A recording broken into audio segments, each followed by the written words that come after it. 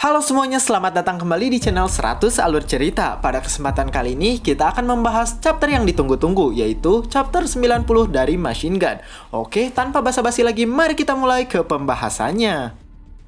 Scenes dimulai dengan diperlihatkannya Baiki yang sedang berlari mencari tuannya. Tapi tiba-tiba ia terkejut karena ada serangan mendadak dari seseorang. Ia pun menghindar dan berhasil mundur ke belakang. Terlihat seorang tetua dari klan ilusi, ia bernama Wogung. Ia pun berkata, "Anak muda, siapa kalian? Beraninya masuk ke tempat ini," ucap orang tersebut. Diperlihatkan para anggota Chunyewon pun sudah berhasil dikepung oleh para penjaga klan ilusi. Salah satu anggota Chunyewon mengangkat pedangnya. Ia lalu berkata, seperti yang aku duga." Dan di depan mereka terlihat para penjaga klan ilusi yang sudah bersiap dengan senjatanya masing-masing. Hyobong berkata, "Setiap penjaga di sini menggunakan topeng yang sama, tapi wajahmu terlihat seperti monster tua. Kau memiliki selera yang buruk," ucapnya sambil tersenyum kecil pada Wogung. Wogung berkata pada mereka dengan nada yang tinggi, "Apa kalian sudah tidak punya akal? Dari klan mana kalian? Beraninya melakukan hal yang kurang ajar di sini," ucapnya. Dengan kesal Baiki berkata, "Jika kami kurang ajar, maka kau lebih dari itu," ucap Baiki sambil akan menyerangnya. Tetapi hal itu dihentikan oleh Goangchul. Goangchul pun menunjukkan pelekatnya dan berkata, "Saya Goangchul dari Demon Fist Clan." Wogung berkata pada Goangchul, "Demon Fist Clan? Apakah kamu anak dari Goanghen?" tanya Wogung. Goangchul menjawab bahwa hal itu benar adanya. Wogung lalu berkata dengan keras, "Anak dari klan tingkat atas beraninya masuk ke dalam klan dengan ilegal. Apakah ayahmu mengajarkan hal yang kasar padamu?" ucapnya kesal. Goangchul meminta maaf pada Wogung. Ia pun menjelaskan bahwa tujuannya masuk ke dalam klan ilusi ialah karena tuan yang ia ikuti sudah berada lama di tempat itu. Ia khawatir dengan hal tersebut. "Tuanmu?" tanya Wogung pada Goangchul. Goangchul pun menjawab, "Ya, itu adalah Pangeran Chunyewon yang sekarang adalah tetua ke-12 dari kultus iblis kita." Wogung berkata dalam hatinya, "Mungkin orang yang tadi mengunjungi klan ini adalah tuan dari Goangchul. Benarkah ia adalah Chunyewon?" pikirnya dalam hati. Tiba-tiba terdengar suara pertarungan dari tempat lain. Mereka semua pun terkejut. Goangchul pun berkata, "Ini adalah masalah yang berhubungan dengan tuan kami. Apakah kami sebagai anak buahnya hanya bisa melihat di sini? Tolong biarkan kami untuk melihat apa yang sedang terjadi saat ini," ucap Goangchul kesal. Wogung pun menjawabnya, "Aku minta maaf, tapi sama sepertimu, kami juga hanyalah bawahannya. Kami tidak bisa membiarkan kalian mengganggu ketua kami." Terlihat Goangchul kesal, lalu ia bersiap dengan kuda-kudanya dan berkata, "Aku tidak bisa hanya menunggu lama di sini, jadi tolong maafkan aku jika aku sedikit kasar pada kalian." Wogung pun bersiap dengan kuda-kudanya dan berkata, "Kalian semua masihlah muda, aku akan memberikan kalian tawaran. Jika kalian mundur saat ini, aku akan meminta ketua kami untuk menghentikan keributannya dengan Pangeran Chunyewon."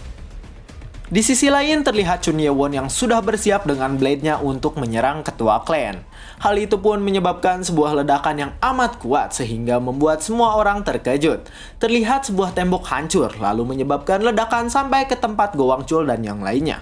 Ledakan tersebut sangat kuat hingga mereka semua harus bertahan dari ledakan tersebut. Wogung terkejut lalu berkata, "Apa itu?" ucapnya. Terlihat tanah di depan mereka terbelah hingga menjadi dua bagian. "Ketua," ucap Wogung sambil pergi ke arah ledakan tersebut. Goangchul dan yang lainnya pun buru-buru mendatangi sumber ledakan itu. Terlihat ketua klan ilusi terkejut dengan yang dilakukan oleh Chunyewon. Ternyata Chunyewon tidak menyerang ke arahnya, melainkan ke sebelah dirinya. Apakah ini benar?" ucap ketua klan ilusi dengan wajah ketakutan. "Dia benar-benar monster," ucap ketua kelompok ke-12 itu sambil melihat ke arah Chunyewon. Ia pun berlutut dan berkata, "Aku tetua ke-11 dan ketua dari klan ilusi mengakuimu sebagai calon lord yang sah di masa depan. Sebagai bukti, aku akan memberikan pelekat ini padamu." Huan Yi pun memberikan pelekatnya pada Chunyewon. Terlihat bawahan Huan Yi dan Chunyewon datang. Mereka terkejut karena melihat Huan Yi yang sedang berlutut di hadapan Chunyewon. Go Wangchul terkejut karena ternyata tetua ke-11 adalah orang yang menjemputnya saat pertama kali ia datang ke tempat tersebut. Terlihat Wogung kesal, tetapi Heobong senang karena ia tahu bahwa tuannya akan menang dalam pertarungan. Heobong berkata sambil tertawa kecil, "Terima kasih, sekarang aku tahu bahwa tuanku aman dan tidak kenapa-napa." Wogung terlihat kesal dengan ucapan Heobong tersebut. Scenes pun berganti di ruangan klan ilusi. Terlihat Chun Ye-won dan anggotanya sedang berkumpul. Tiba-tiba tetua ke-11 muncul dan berkata, "Maaf telah membuat kalian menunggu lama." Chun Ye-won pun bertanya padanya mengapa ia masih tetap menggunakan topeng. Apakah ia tidak ingin menunjukkan wajah aslinya? Ia pun menjawabnya sambil tersenyum kecil. Klan ilusi adalah klan yang menyembunyikan identitasnya dari sekte iblis. Itu karena kami adalah asasin dan pemberi informasi. Hal ini sudah diturunkan dari generasi ke generasi. Jadi kami tidak bisa menunjukkan wajah asli kami, kecuali pada Lord. Nah, jika kau sudah menjadi Lord, aku akan memperlihatkan wajah asliku padamu, pangeran, ucapnya sambil tertawa kecil. Chun Ye-won tiba-tiba bertanya pada Hwan Yi, "Ketua, apakah Hwan Yi bukan anak aslimu?" Hwan Yi pun menjawabnya, "Oh, jadi kau sudah tahu hal itu ya?" ucapnya. Chun Ye-won menjelaskan bahwa sebelum ia pergi dari Demonic Academy, ia bertemu dengan Hwan Ye. Di sana ia mencoba untuk mengajak Hwan Ye agar bergabung dengannya. Tetapi Hwan Ye menolak tawaran tersebut. Ia berkata bahwa ia hanya mengikuti calon lord yang sudah diakui oleh tetuanya, yaitu Hwan Yi dari klan ilusi. Terlihat dengan bantuan Nano, Chun Ye-won dapat mengetahui bahwa Hwan Ye menggunakan topeng. Hwan Ye sepenuhnya hanya mendukung orang yang diakui oleh tetua ke-11. Tiba-tiba Hwan Yi berkata, "Aku tidak bisa memiliki anak." Para bawahan Chun Ye-won terkejut dengan perkataan dari Hwan Yi itu. Hwan Yi menjelaskan bahwa kekuatan yin dari pernafasan klan miliknya itu unik. Ia berkata bahwa yin yang mereka miliki sangat kuat. Karena hal itu, ia mengebiri kepemilikannya. Ia mengebiri miliknya di umur yang masih sangat muda agar bisa menggunakan kekuatan dari klannya. Terlihat para bawahan Chun Ye-won langsung merasa ngilu dan nyeri setelah mendengar perkataan dari Hwan Yi tersebut. Hwan Yi pun berkata, "Tetapi karena kami harus meneruskan generasi klan ilusi, kami pun mengadopsi anak. Bisa dibilang hubunganku dengan Hwan Yi adalah hubungan antara guru dan muridnya." Wajah Hwan Yi pun tiba-tiba menjadi serius. Lalu ia berkata, "Kalian semua harus melupakan semua cerita yang baru saja aku sampaikan." Hwan Yi berkata sekali lagi, "Apa kalian mengerti?" Terlihat para bawahan Chun Ye-won ketakutan karena hal tersebut. Tapi tiba-tiba Hwan Yi merubah wajahnya menjadi manis dan berkata pada Go Wangchul, "Oh, tapi aku mempercayai Master Go Wangchul, jadi kau diperbolehkan mengingatnya," ucap Hwan Yi dengan wajahnya yang memerah. Terlihat Go Wangchul gugup karena hal tersebut dan berkata bahwa ia tidak akan mengatakan apa-apa. Tiba-tiba Hwan Yi bertanya pada Samacak, "Hei, kapan kau akan menunjukkan semuanya?" "Keponakanku." Samacak langsung terkejut karena perkataan tersebut. Ia lalu berteriak takut ketahuan. "Kau telah keluar dari akademi, mengapa masih menggunakannya?" ucap Hwan Yi santai. Samacak lalu menjawabnya dengan gugup, "Sebentar lagi aku akan pergi ke klan naga. Kakek sebentar lagi akan kembali. Jadi aku akan berbicara dengannya terlebih dahulu." Hwan Yi tertawa kecil lalu berkata, Oh iya, aku mengerti." Samacak terlihat mengelus dadanya dan Chun Ye-won tersenyum kecil. Scenes berganti, diperlihatkan mereka akan pergi dari kediaman klan ilusi.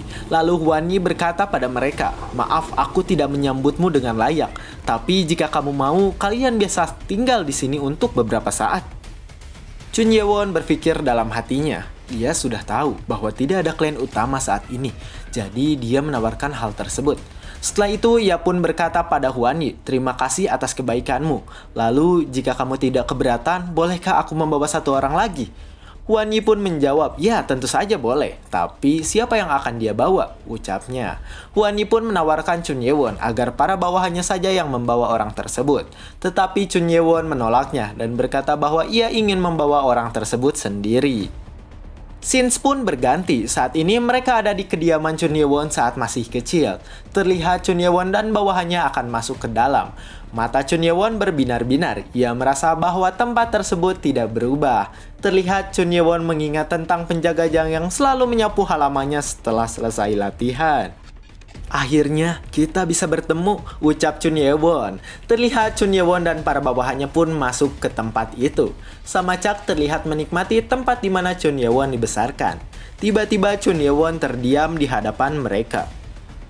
Aku tidak bisa, ucap Chun Ye-won. Iya tuan, ucap bawahannya yang berpikir bahwa ia memanggil mereka. Tiba-tiba dengan wajah terkejut dan ketakutan Chun Ye-won berkata, keberadaan penjaga Jang dan auranya, aku tidak bisa merasakan itu. Dan bersambung. Nah, itu dia alur Nanomesin chapter 90. Jangan lupa untuk klik tombol subscribe jika kalian menyukai video ini. Dan jangan lupa kasih tombol like-nya juga. Dan share ke teman-teman kalian jika dirasa video ini menghibur. Nah, mungkin itu saja yang bisa saya bahas kali ini. Terima kasih atas perhatiannya. Sampai jumpa di kesempatan berikutnya.